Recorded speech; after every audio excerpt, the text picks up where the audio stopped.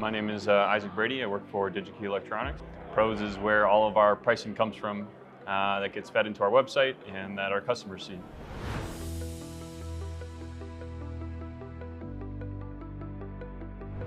I think a key challenge is really the complexity of our business, or I should say the scale of our business, because we have such a vast amount of components to price. We have over 10 million SKUs, and those can have lots of different quantity breaks.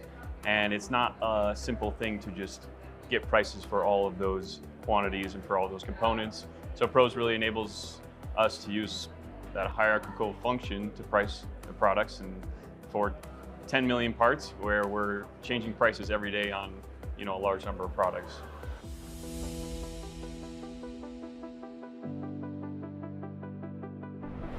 I think PROS has been really instrumental in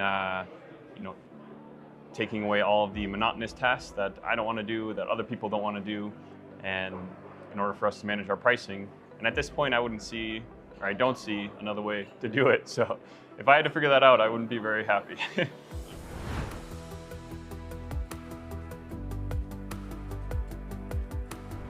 I think I would just go back to taking away all those monotonous tasks is a big thing, and then bringing visibility into our pricing, explainability to the business, to all of the shareholders within the business, so that they can understand, hey, here's how we're building up the pricing, here's how it's managed, and here's why you can trust it.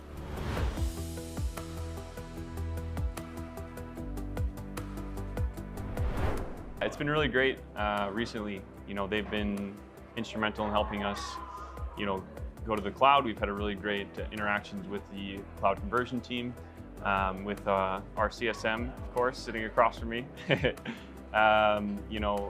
They've given us, I think, a lot of support and a lot of information that we need to kind of move forward with confidence, in our pricing.